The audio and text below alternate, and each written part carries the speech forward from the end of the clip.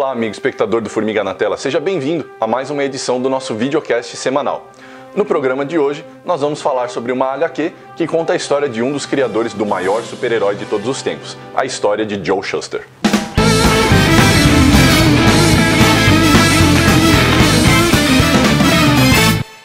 A HQ é um esforço recente, lançada aqui pela editora Aleph, e traz um insight sobre a vida de um dos caras mais injustiçados, de um símbolo da história das HQs durante o século XX, que é o Joe Shuster, o desenhista que ajudou a criar o Superman, que criou o design icônico do personagem, as cores primárias, o escudo no peito, etc, etc, baseado nas ideias do Jerry Siegel. Já passou muito da hora de nós falarmos sobre a história do Joe Shuster, porque é um símbolo de como as HQs eram vistas apenas como uma espécie de subproduto de um mercado de nicho, e por isso nunca se deu, pelo menos até anos recentes, vamos falar ali umas 2, 3 décadas para cá, nunca se deu a devida atenção ao que elas são, ao que elas representam, e por consequência os seus autores, os seus criadores, muitos deles ficaram relegados ao esquecimento. E é bastante simbólico que ele seja um dos criadores do maior super-herói de todos os tempos, mas também do primeiro super-herói, que é o arquétipo no qual tudo isso que a gente vê hoje, você foi no cinema assistir o universo DC, o universo Marvel ou qualquer outra coisa baseada em super-heróis, tá aqui, a gênese tá nesse cara e no parceiro dele. A gente tá falando de Joe Shuster e Jerry Siegel, caras que, de fato, podemos dizer com uma certa liberdade que deram início a essa grande indústria de quadrinhos. Claro que os fãs vão lembrar desses caras, mas se for pegar pro grande público, por exemplo, pro grande público, o criador do super-heróis é o Stan Lee. A verdade é essa, pro grande público. Mas olha a época que ele surgiu lá na década de 60. Por mais que ele tenha trabalhos anteriores, o boom dele com super-heróis década de 60, diferente desses caras, década de 30. Bom, é importante falar que nesse programa nós não vamos nos ater a detalhes de como foi essa história, a biografia em si, porque isso não é só falado aqui, é falado em outras obras, em documentários, enfim, mas acho que é legal então a gente falar de como essa história toda foi contada aqui, que tem suas qualidades indiscutíveis e também tem seus defeitos. Deixar bastante claro que a HQ, ela possui alguns lapsos, algumas falhas que a gente vai discutir daqui a pouco. Embora não seja imprescindível, eu acho muito bom pro amigo espectador, se você quiser entender melhor o contexto histórico no qual Joe Shuster, a vida de Joe Shuster está inserido, eu recomendo fortemente a leitura do Homens do Amanhã, do Gerard Jones, que conta os bastidores do surgimento da indústria dos quadrinhos e dá atenção mais específica a muitos personagens que aparecem aqui, como Harry Donenfeld, Jack Leibowitz, entre outros nomes importantes. Bom, sobre a HQ. Visualmente, ela é belíssima, assim, ao ponto de ser impecável. Eu acho o estilo gráfico muito bacana. Trabalho de diagramação é um trabalho não necessariamente ousado, mas bastante dinâmico. A HQ ela começa com o Joe Shuster sendo abordado por um policial e ele começa a contar a história do passado dele, ele já velho e tal. Nesse começo você tem um contorno do desenho mais apurado, assim, você tem até a paleta de cores, assim, uma paleta mais contrastada. É um desenho mais destacado, um desenho um pouco mais objetivo, por assim dizer.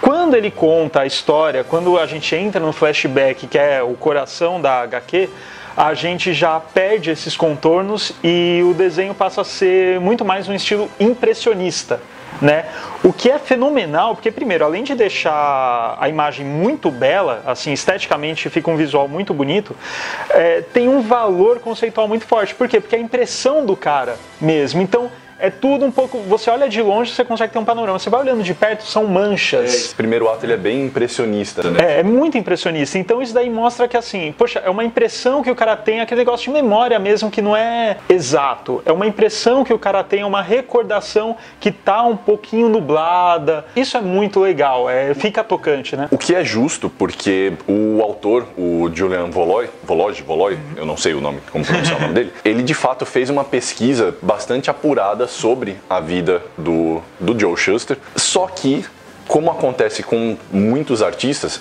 antes da fama é difícil você encontrar detalhes específicos sobre o que aconteceu. Então você tem muitas coisas que ele assume como tendo acontecido daquela forma, e isso quem está dizendo não somos nós. Existe um pós-fácil no qual o autor explica onde ele arranjou essas informações e o que ele construiu, como ele amarrou. Então você tem noção bastante clara das liberdades narrativas que ele mesmo tomou, o que eu acho de uma honestidade intelectual tremenda, porque é importante você entender, já que é uma biografia em quadrinhos, o que é ficção, o que não é. E assim, não existe muito de ficção, existem alguns elementos de ficção para preencher essas lacunas. Ele usa a ficção para costurar um ponto a outro da biografia real, né? A gente passa a ter uma noção da realidade com mais precisão a partir do momento em que ele passa a lidar com figuras como as quais eu mencionei, o Harry Donenfeld, o Jack Leibovitz, caras como Mort Weisinger, Bob Kane, Bill Finger, o próprio Stan Lee, que a gente mencionou agora há pouco, que apesar de só ter explodido para os super-heróis nos anos 60, é um cara que já estava na gênese da indústria. Se você quiser saber mais sobre isso, você pode assistir o vídeo que nós fizemos recentemente sobre Stan Lee, contando a história dele. Mas, assim, agora falando sobre a condução narrativa, essa é uma coisa que eu acho que pesou bastante na maneira como ele aborda a história do Shuster. Porque a gente pode muito bem dividir essa biografia como se fosse aquele padrão de filme, em 3 atos, em que você tem primeiro a introdução à vida e cotidiano de Joe Shuster. Ele não teve exatamente uma vida sofrida na sua infância e adolescência, tem muita gente que passou piores bocados do que ele, mas você tem uma ideia da personalidade dele, aquela coisa de ser uma pessoa mais introvertida. Ele se manifestava mais através da arte dele, aquela coisa de trabalhar muito com ilustração, que era bastante comum, o interesse deles, tanto dele quanto do Siegel, pelos pulps. Você mencionou bem, né? Tem essa influência dos pulps sobre a criação do Superman, e não é uma influência indireta, é uma influência direta. Eles eram fãs de ficção científica. Mostra que isso é bastante interessante, a primeira abordagem do Superman, que era o The Reign of Superman, o Reino do Superman, que é aquela versão em que o primeiro super-homem, na verdade, ele era um vilão ou um herói trágico, né? Depende. Não, e daí tem também a história dele ser, na verdade, um cara do futuro, que depois o Mark Miller reaproveitou no Entre a Foice e o Martelo e tal. Que é bem pulp ficção científica mesmo. Bem. Cara, acho que essa parte foi uma das partes que eu mais gostei da HQ, por quê? Porque independente se é a história do Joe Shuster e do Jerry Siegel, nada mais é do que a história de 2 amigos que gostam desse tipo de história e querem criar uma deles. E aquela discussão deles, isso é muito bom, não, isso daí não é, nossa, que horrível, ninguém vai comprar isso. Essa dinâmica foi bem legal de ver, assim, porque quando a gente vai pegar, pra quem, enfim, gosta de pesquisar a história dos quadrinhos, tá, e vai pegar a história do Joe Shuster e do Jerry Siegel, vai pegar aqueles momentos chave com relação à indústria, né? Contrato, tudo mais, tal. Essa parte anterior da criação em si, obviamente você não vê muito porque, enfim, os caras não eram ninguém, né, nessa época. Então, essa parte da HQ, acho que ela é muito bacana, porque pega isso, ainda mais com desenho e tal. O desenho ele tem umas jogadas muito legais. Eu não acho legal a gente contar aqui, porque algumas coisas eu considero, entre aspas, spoilers, algumas jogadas visuais. Tipo, isso aí não vale a pena contar aqui porque a pessoa tem que ser surpreendida. Mas isso daí é uma coisa legal do Julian Vology, que ele faz nas histórias dele. Ele está acostumado a fazer roteiro biográfico de quadrinhos, tanto é que tem uma história que ele faz isso aqui no Ghetto Brother também. Quem tiver interesse tem resenha lá no site. Esse aqui foi da Veneta, onde o Julian Volozzi ele também é uma HQ biográfica, que ele escreve e tal, e ele dá muito mais foco para essas costuras entre os eventos biográficos do que os eventos biográficos em si. E por isso mesmo que a gente já vai entrar nisso aqui, eu consigo passar um pano em algumas coisas que ele acelera ou não conta muito bem nessa questão mais conhecida em termos documentais, né? Quando a gente falou que ela tem falhas, que a gente precisa fazer uma certa crítica, é pela intenção que a gente percebe na obra, que é de ser uma biografia, mas que traz um contexto histórico importante da indústria. Porque a vida e o trabalho do Siegel e do Shuster estão diretamente ligados à maneira como os super-heróis se desenvolveram e cresceram dentro, nem dentro, como eles ajudaram a moldar esse mercado de cultura pop, que a gente chama agora de cultura pop, porque justamente era um personagem de uma mídia completamente desprezada pelo público mais sofisticado e intelectualizado, e tinha que ser mesmo, porque as HQs eram voltadas para um público infantil, e isso está bastante explicitado aqui. Inclusive a maneira como os desenhos eram criados, para quem pega hoje, por exemplo, uns quadrinhos da década de 30 e compara com o que a gente vê hoje, você vê uma mudança brusca de linguagem narrativa que acontece justamente por questões físicas, né, de preço. As HQs tinham que ser curtas, e também porque elas eram voltadas para um público que era considerado um público, sim, menos intelectualmente desenvolvido. Crianças, né? Parece que eu estou falando de retardados. Não é. Crianças. A maneira como isso se desenvolveu poderia ter sido melhor trabalhada. Por quê? Aí vale a pena a gente já entrar nisso. Que é o seguinte, como eu disse agora há pouco, dá para dividir isso aqui mais ou menos como um filme biográfico em 3 atos. O primeiro ato, que mostra assim, a personalidade do Shuster, como ele foi se desenvolvendo, a relação dele com o Siegel. Principalmente, assim, eu achei interessante a honestidade do autor, apesar de ser uma HQ sobre o Joe Shuster, mostra muito bem a maneira como o Shuster dependia do ímpeto do Siegel de seguir em frente, porque sendo uma pessoa introvertida, se dependesse do Shuster, a gente talvez nem conhecesse o Superman. Exato. A gente talvez nunca tivesse visto. O título poderia ser a história de Joe Shuster e Jerry Siegel. A gente não ia estranhar, né? Porque os dois, eles são co-protagonistas, né? Que o Shuster, ele é o que narra a história, mas no miolo você tem ali bem contado do Jerry também. Porque tem uma intenção dramática, porque o Shuster, ele é um injustiçado, né, cara? Ele é o cara que ficou pra trás. Porque o Siegel, ele lutava pelas coisas dele, então ele continuou trabalhando na indústria. Isso não é um spoiler, tá? É sabido. Há um momento de rompimento com o Siegel, em que o Siegel continua trabalhando na indústria, e o Shuster também por um outro lado. E você tem diversas brigas entre eles, como por exemplo, quando o Shuster se envolve com a criação da Supergirl e da família Superman, porque a proto-DC, né, aqui havia cooptado a ideia de família Marvel, era oriunda do Capitão Marvel, da antiga Fawcett Comics. A Fawcett perdeu num processo justamente porque o Capitão Marvel era um plágio do Superman, o que é um argumento bastante pernicioso, porque como a gente vê aqui, depois que o Superman é criado, você tem uma linha de produção de super-heróis que são cópias do Superman. Todos eles são cópias do Superman. O Batman é um Superman sem poderes, a Mulher Maravilha é um Superman com uma vagina, o Aquaman é um Superman da água, o Flash é um Superman que só corre, etc, etc, etc. Só para entender aqui, quando o Rafa tá falando assim de plágio, obviamente eles têm suas diferenças, mas é a questão conceitual. A questão conceitual da criação de um personagem. Se você for olhar, realmente são cópias. Até o próprio, nossa, mas o Batman é antítese. Não, cópia mesmo. Não somos nós que estamos dizendo isso. O próprio Volozzi, ele tem uma cena do momento da criação do Batman, em que o editor vira pro Bob Kane, pro Bill Finger e pro Jerry Robinson, fala, olha, o Superman explodiu. Quero outro. Eu quero um outro Superman. E você vê que esse é o padrão. Fala, olha, eu quero outro Superman, eu quero um Superman assim, eu quero um Superman menina, eu quero um Superman blá blá blá. É uma das coisas que mostra que assim, dá mais peso para a tragédia do Shuster, porque essa continuidade de criações de plágios do Superman é feita sob o conhecimento dos dois e contra a vontade deles, principalmente do Siegel, que é um dos motivos que leva ao rompimento deles.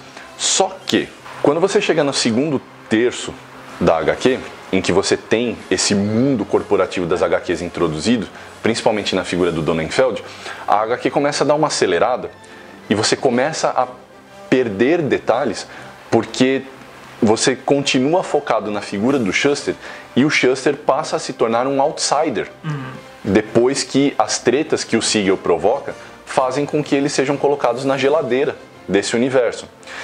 E quando chega o momento definitivo em que a HQ deveria se tornar mais interessante, principalmente se você lê o Homens do Amanhã e depois lê aqui a história de Joe Shuster, você vai entender melhor o que eu estou falando, porque é o momento em que os autores e artistas decidem ir à luta. A HQ, para usar assim, uma expressão que também conversando com o nosso querido Daniel Fontana, a maneira como ele falou, ela passa a se tornar didática. Em que ela vira cartilha para explicar o que aconteceu em terceira pessoa. Você mesmo falou... Tipo, a HQ terminou antes, aí tem aquela tarja lá e fala, ah, então, aconteceu isso com tal personagem, isso. Como se fosse uma terceira parte inteira da HQ só de recordatório. Você falou bem, a HQ ela começa narrada pelo ponto de vista do Joe Shuster. E de repente, nesse último terço do livro aqui, da obra, você tem uma mudança brusca em que ela se torna mais um recordatório para você entender como essa luta começou, os resultados que ela teve por conta da produção do filme do Richard Donner de 1978, Superman, que foi o ponto de virada nessa relação dos autores com a indústria. Só que essa era a parte mais importante de ter sido explorada, porque era o momento da redenção da figura do Siegel e do Shuster, e tudo isso acaba, de repente. Eu acho que nesse ponto eu concordo. Eu acho que o Julian Volozzi, acho que ele pensou assim, esse momento da história todo mundo conhece. Não vou ficar repetindo o que muita gente falou, tal. Entretanto, assim, eu chuto, tá? Não conversei com o Volozzi nem nada, mas eu acho que esse foi o pensamento dele. Só que para uma obra, pensando no mundo fechado, aqui numa obra de ficção, isso está muito errado. Seria um momento catártico, né? Exato. E não tem. É um momento catártico que a vida real ofereceu. Exato. Um momento catártico que a vida real ofereceu e podia estar aqui. Nesse ponto, a vida real foi mais emocionante que essa ficção. Pontos-chave, né, dessa história, o porquê dela ser interessante. Os dois caras que basicamente criaram essa indústria, colocaram lá os pilares fundamentais dessa indústria de quadrinhos mainstream de super-heróis, são os caras que eles não tiveram reconhecimento devido tal durante muito tempo, e também que eles não fizeram nada depois. Assim, de relevante, aliás, eles só tiveram sucesso com o Superman em nada. Aliás, até as outras ideias dele, até na HQ aqui mostram que eram ruins, na verdade. Mas é engraçado, né? Os caras que fundamentaram essa indústria, de fato, eles caíram no esquecimento. Pô, tem uma parte aqui quando mostra que o Joe Shuster, quando ele começou a ter problema de visão, ele se tornou um entregador. Nem desmerecendo o entregador, mas assim, olha a diferença da indústria que ele criou para o que ele teve que se submeter, né? A diferença de um cara que criou um produto milionário, né? Ou assim, a centenas de milhões que vale a marca do Superman, que é um bagulho que é reconhecido no mundo todo, e você ser um entregador. Exatamente. A gente não está desmerecendo o entregador, a gente está dando uma escala. Exato. E um outro ponto que eu acho bem bacana aqui que colocou é que, assim, em nenhum momento, pelo menos não foi a sensação que eu tive, o Joe Shuster aqui, do personagem, né, aqui no caso, ele em nenhum momento se coloca numa posição de vitimismo forte, assim. Ele mesmo reconhece e fala, poxa, naquele início no contrato, falaram, gente, o contrato é esse, tudo bem? Tudo bem, me dá o cheque. E, assim, diferente de outros relatos, você vê que, meu Deus, nossa, que injustiçados. Eles foram injustiçados em muitos momentos, mas talvez nesse ponto, eu acho que essa HQ, ela toma uma posição bem interessante. Mostra, acho que até uma austeridade assim do personagem. Mas enfim, acho que com tudo isso que a gente falou, se você gosta de Super-Homem, nós adoramos o Super-Homem, tem vários programas aí que a gente falou de várias histórias. Aqui entra um pouquinho mais o lado biográfico, da história do personagem e de seus criadores. É uma HQ que, por mais que tenha esses defeitos que nós comentamos, vale muito a pena ser lida se você é fã do Super-Homem, não só pela arte, mas pelo modo como a narrativa se conduz, tal, até mesmo para você ter suas próprias impressões sobre todos esses segmentos, tanto que a gente falou bem e que a gente falou mal. É isso aí, pessoal. Esse foi o nosso programa sobre a HQ, a história de Joe Shuster. Aí embaixo nos links você vai poder encontrar um curta que narra um episódio que está na HQ de maneira bastante emocionante e que vale muito a pena se você se interessou pela história do autor. Aí embaixo você também encontra um link para poder comprar uma edição, se você gostou do que a gente falou, e também um link para resenha, se você quiser ter muita certeza de que vale a pena. Gostou do vídeo?